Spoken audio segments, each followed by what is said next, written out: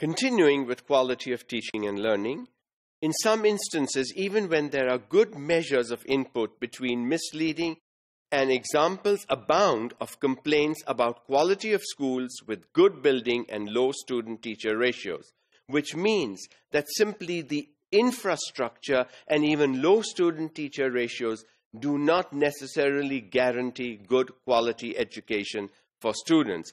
So I may have fancy classrooms, good furniture, lots of manipulatives and hands-on things. I may have computers, IT facilities, science labs and all that. My student-teacher ratio may also be low, maybe 20-25 students to a teacher. But does that guarantee quality education? Quality in education cannot be guaranteed through quantifiable numbers. Quality has to be measured in other ways. And so, the good infrastructure, the low student-teacher ratio also is not a guarantee. Assessments of learning and student achievements shape an idea of overall level of quality in private schools, but they present different pictures.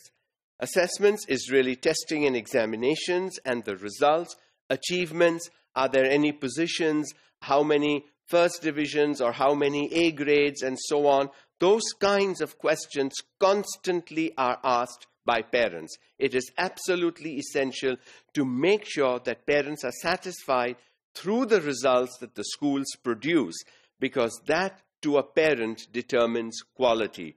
Although different private schools present different pictures, especially schools that offer both the matric stream and the O-level stream.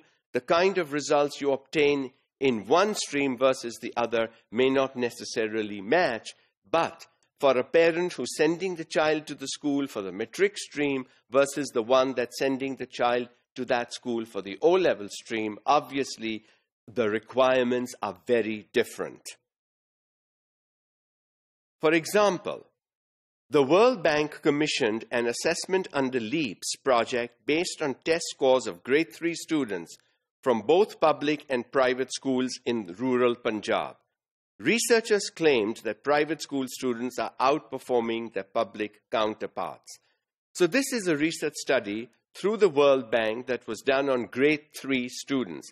How are students in grade 3 matching up, comparing with schools that are government and schools that are private in the rural of the province of Punjab? What the researchers found was that, and it was obvious, that the private school students performed much better than the public or the government school students.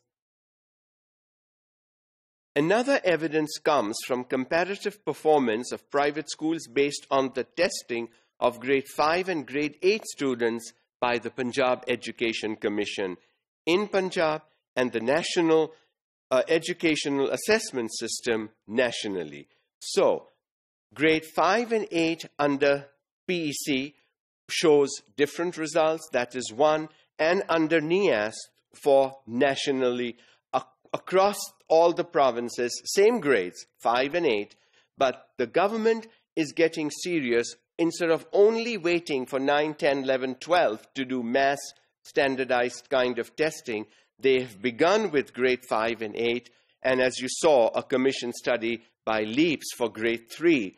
But 5 and 8 tend to be done periodically on a regular basis, and all, whether private or government schools, is not the key. All schools have to have their students tested. Unlike LEAPS, the data from PEC and NEAS shows only marginal differences between performance of pupils from public and private schools. So there is some hope. At least the government schools are trying to catch up. At least the government schools are trying to provide better quality education for their students, because the PEC and the NEAS results show very little difference between the performance of private and government school students in at least grades 5 and 8.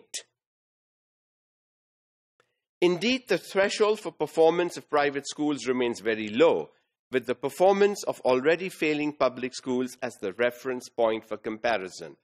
What do the private schools compare themselves to the government system?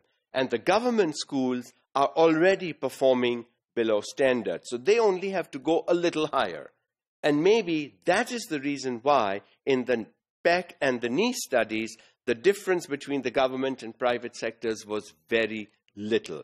Otherwise, like the LEAPs, maybe the results should have been more. More in-depth research with more quantifiable and statistically valid information and tools would need to be conducted to show how right or otherwise this situation is.